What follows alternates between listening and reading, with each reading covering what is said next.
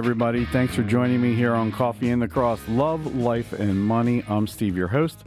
Today, I am drinking from our northern neighbors. This coffee comes from Tim Hortons, and it's the Rocky Mountain Sunrise Blend. Now, since it's a little chilly, a little drizzly this morning, I'm drinking it warm out of one of my favorite mugs. The mug my youngest daughter gave me. Now, this mug has Snoopy as a golfer on one side, and on the other side, it says Okayest Golfer. Now, there's a backstory on this mug, and actually there's two backstories in one. My dad loved the Peanuts comic strip, the TV specials, Christmas, Thanksgiving, Halloween, etc. And when he passed away a few years ago, he actually had a Snoopy blanket that somebody gave him laying over him that I am honored to have in my possession today. The other side comes from a tee shot I had a few years ago at the John Elder Golf Classic in Virginia Beach. This is held each year in June to help raise money for the Norfolk Christian Schools. And, even if you're a casual once-in-a-while golfer, you know the feeling of a great tee shot. I mean, let's face it. A great shot once in a while is what keeps you taking your clubs for a walk for a few hours on a weekend, right? And as you're swinging the club and striking the ball, you make amazing contact. And you're thinking to yourself, wow, I need to remember this shot. This drive is going to be epic. The best drive of the day. And to make this even better, this drive is on the family hole. See, John is my uncle, and this tournament is named after him to honor him for his years of service at the school. The best part is that not only is my uncle there, but those family members who are there but aren't playing. My Aunt Joy, my cousin, her daughters, my youngest daughter were all there. My wife was there, and so the photographer was there also, and whoever he had with him. Lots of people at this hole. Well, on this family hole, you get a free putt from my uncle. So if you drive the green, get close enough to the pin, and he putts it in, you get a one stroke on that hole. That's awesome, right? It's not counted as a hole in one, but in scramble play, it's still a win. So back to my drive. I connected with the ball. It was a solid hit. It sounded amazing. It went as straight as an arrow. The problem is that arrow was 20 degrees off the course that I wanted to hit it. It hit a tree trunk, hit it so hard it sounded just like me hitting it off the tee. Thing came back right at me so fast that I had to duck to keep the ball from hitting me in the head. I mean, it was a solid hit, right? Solid contact. Well, two solid contacts, but not so solid of a direction. And sometimes I feel like that's how I am with my walk with God.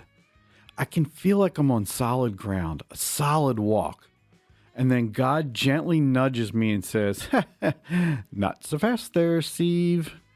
Remember when you yelled at that guy who cut in front of you at the gas station? That was your anger coming out. It wasn't love. Or remember when you fill in the blank here? Yeah, I saw that. I heard that. We might want to have a discussion about that. Now, if I'm honest, most of the time, it's not a gentle nudge. Most of the time, I call it a 2x4 over the head because I'm just that dense sometimes. But if we're honest, I'm sure you've had those moments too. Work, responsibility, people depending on you, and somewhere in the middle, you're stuck trying to figure out what it actually looks like to follow God as a man in real life. Not theory, not talking about churchy language, but every day. And today, we're continuing our series with Flawed Men, Faithful God. Last time we talked about Adam. He was the man who hid. And today we're talking about a different kind of man. We're talking about Noah. A man the Bible describes like this in Genesis 6:9. Noah was a righteous man. He was blameless among the people of his time, and he walked faithfully with God. Now, let's take a minute and slow down for a second. My wife is always encouraging me, to look at the words that are there. I tend to have a habit of leaving some out or adding some words, and that's not to fit a narrative of mine to make the scripture work for me. It's mostly to put it into a language that I understand. Growing up with what I call the Shakespeare version of the Bible, the King James Version, sometimes it was difficult to learn. And it made it easier until the NIV version came out, and that just clicked with me when I was a teenager. And occasionally, I do still leave words out or add words, but only because my ADHD tends to get the best of me. But check this out. It doesn't say that Noah was perfect. It doesn't say he was flawless, but he was a man who walked faithfully with God. Faithfully. And that might be one of the most practical definitions of leadership we will find. You know, Noah lived in a time where everything around him was off track. Genesis says the earth was corrupt, was filled with violence. Every inclination of the human heart was evil all the time. In other words, Noah wasn't living in a great environment to grow spiritually. Does that sound familiar? I mean, sometimes we like to think, oh, if I had some better conditions, I'd be a better man. But Noah didn't have the better conditions. As a matter of fact, he had it worse. And still, he walked with God. He didn't blend in, he didn't drift, and leadership was right there. Because he didn't wait for culture to change, he stayed faithful. Now, this is where we need to take this honestly. Noah is often taught like a hero story. You know, God said to Noah to build him an arky, build it out of gopher barky, and then throw a bunch of animals in this thing, 2 of everything, and a couple more for sacrifices pretty much when you get off the boat. Done. Check. Yes, that's the story. But that's not the full story. Because after the flood, after all God brought him through, Noah makes a decision. Now think about this. God tells you to build a boat that is roughly, I've heard, a football field and a half long. An American football field and a half long. As wide as an American football field. No motor, no sail, no rudder. You're just going to put everything in this thing. I'm going to seal the door up. You're going to have a couple windows, and you're going to float.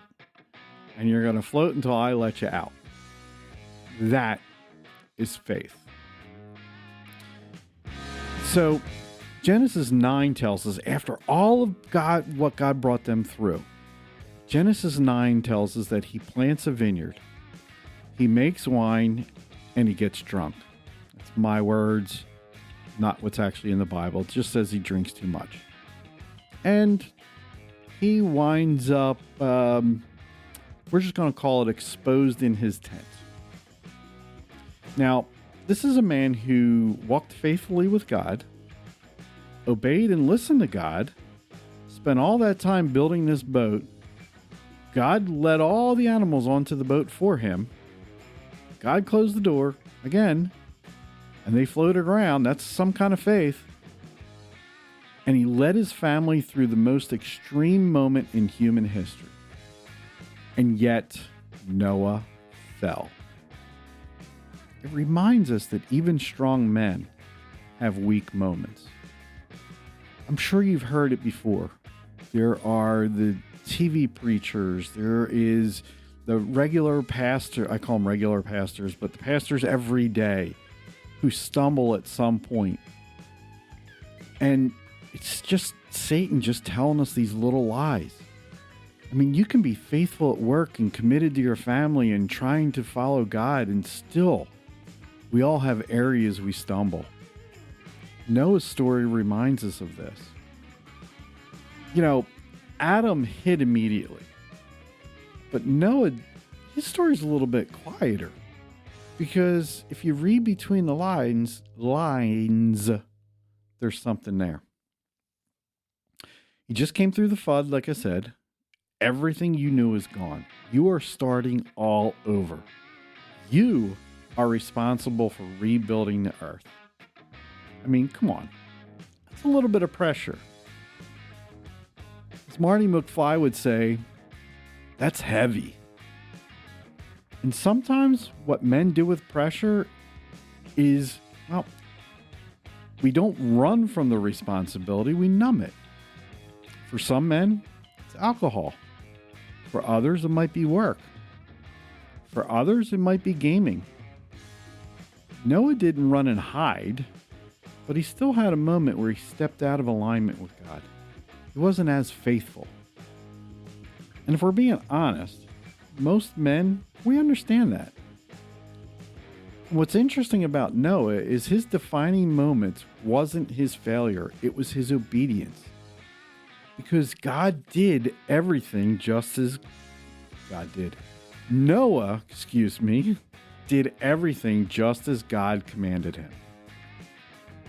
That's being a leader. It's not influence, it wasn't a title, it was obedience. God told Noah to build something that had never been built before, for a flood that had never happened before, and a culture most likely thought he was crazy. I mean, if I didn't know any better, I would think this guy's building a boat in the middle of the desert. Come on, you're nuts, dude. But Noah kept going, day after day, board after board, step after step. No applause, probably an audience that he didn't want, and no results for a long time, just obedience. That's a turning point in his life. Not the flood, not the ark, the obedience, the decision to keep doing what God said. Now, if you take Noah's life and boil it down, a man who walks with God can lead through anything. Not perfectly, but faithfully. Noah teaches us you don't need perfect conditions to be a godly man. You don't need immediate results to stay obedient. And you don't need recognition to keep going.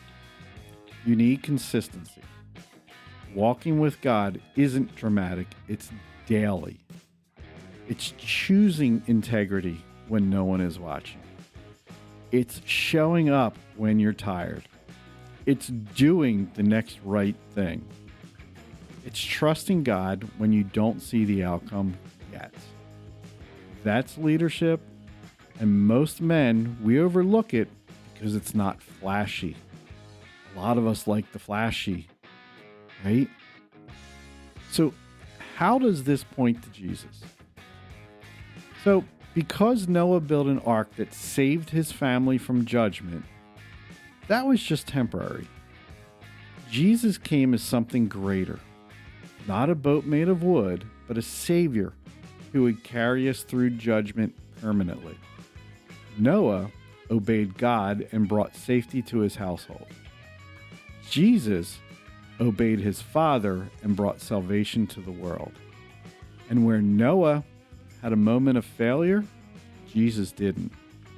And that's a big deal, because our hope isn't in being more like Noah. Our hope is trusting the one Noah points to. Now, here's one simple thing you can do this week. And it's easy, don't overcomplicate it. Just ask yourself this question. What does walking with God look like for me this week? Not next week, not next month, not 10 years down the road. What does it look like this week? Maybe it's 5 minutes of honest prayer. Pouring your heart out to God. Hey, God, I need help. God, I'm struggling. Help me out. Maybe it's reading a passage in the morning and rereading it every day this week until you get it down. Maybe it's memorizing some verses. Maybe it's something as simple as doing what you said you would do, or having real conversation with your spouse instead of checking out, getting in your nothing box and just letting her talk and not having a conversation. It's small steps. It's consistent steps. That's how men are built. That's how leaders are built. That's how godly men are built. Noah wasn't perfect, but he was present. He stayed connected to God in a world that wasn't. And that made all the difference. So if you're a man who feels like life is loud, pressure is real, and you're just trying to stay consistent, you may be closer than you think. Because walking with God isn't about being impressive. It's about consistency. It's about listening to what God has for you and walking faithfully with Him. It's not flashy. And when you fail, and we're all going to fail, we're human, your knees and my knees are a great place to stop and pray on the way back up to being faithful. So where might God be asking you to stay consistent right now, even if nobody sees it?